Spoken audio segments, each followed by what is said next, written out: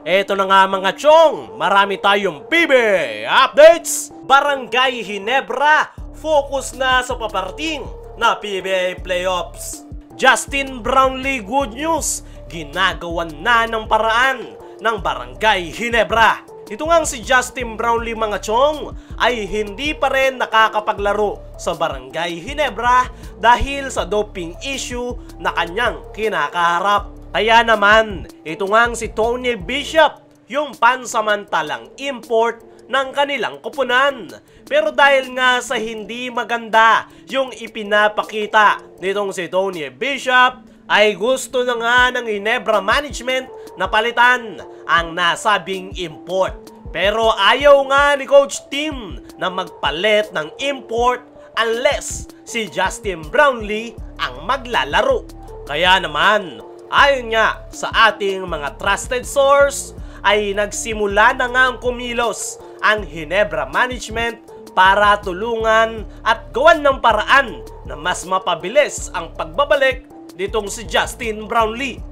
Gustong-gusto na nga ng management na makabalik ang kanilang resident import, lalong-lalo na nitong si Al Francis Chua dahil naniniwala nga sila na inosente si Brownlee at the same time ay kailangan na nga siya ng kanyang kupunan. Kinausap na nga ng Ginebra management ang Samahang Basketball ng Pilipinas para kausapin ang FIBA patungkol sa suspension ni Justin Brownlee. Dahil sa hindi nakakalam, tanging Samahang Basketball ng Pilipinas lang ang pwedeng kumausap sa FIBA dahil noong magpositibo si Brownlee ay naglalaro ito sa ating national team. Ayon nga sa mga source ay wala na nga daw problema kay Justin Brownlee. Okay na nga daw yung injury nito sa kanyang paa na kanyang ininda last Asian Games.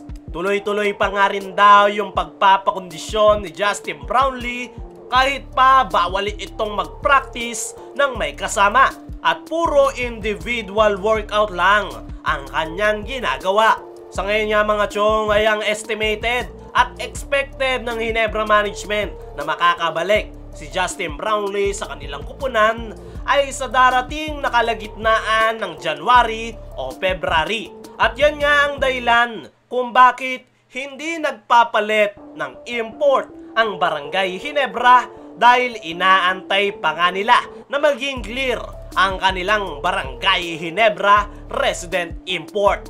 Dahil si Justin Brownlee nga daw ang kanilang main priority pagdating sa import. Kaya kahit gaano pa katindi yung pangungulit ng Ginebra fans na palitan si Tony Bishop ay hindi pa nila ginagawa dahil hindi pa nga clear si Justin Brownlee. At pababor nga yan para sa lahat. Mawawala na si Tony Bishop na gustong-gustong palitan ng Ginebra fans at ang papalit ay ang Ginebra resident import na si Justin Brownlee. Ayon nga mismo kay Coach Tim Cone ay team chemistry nga daw ang pinakasusi para madepensahan ang kanilang kampyonato. Wala na nga daw silang panahon para sa magiging panibagong import dahil pag bagong import daw ang kanilang kukuhanin ay panibagong adjustment na naman. At hindi nga daw madali yan lalo na't papasok na sila sa PBA playoffs. Sa ngayon ay magtitiis muna ang Ginebra kay Tony Bishop. At kung magagawan ng paraan ng Ginebra management ang pagbabalik ni Justin Brownlee, ay agad-agad niya itong ipapasok sa kanilang Barangay Ginebra lineup. Dumako naman tayo dito sa kabilang balita. Barangay Ginebra, focus na sa paparating na PBA playoffs. Ito ang Barangay Ginebra mga chong ay ang isa sa mga kupunan na pinaka-inaabangan ng maraming PBA fans. Unang-una, sila nga ang defending champion at the same time ay malakas rin yung kanilang kasalukuyang lineup. Pero kung si Coach Tim Cone nga ang tatanungin, ay hindi nga raw magiging madali ang kanilang pagdepensa sa kanilang kampyonato. Marami nga raw silang naging struggle sa kanilang mga nakalipas na laro at yan nga daw ang sinusubukan nilang solusyonan. Dagdag pa ni Coach Tim Cone ay ang main goal nga nila ay mapanatiling focus ang kanilang koponan. Napakaraming nga raw distraction na nangyayari ngayon, lalo na't holiday season. Alam nga raw ni Coach Tim na kinakailangan pa rin mag-celebrate ng kanyang mga players kasama ng kanilang pamilya ngayong holiday season. At yan nga daw yung isa sa mga distraction na kinakailangan nilang magawan ng paraan.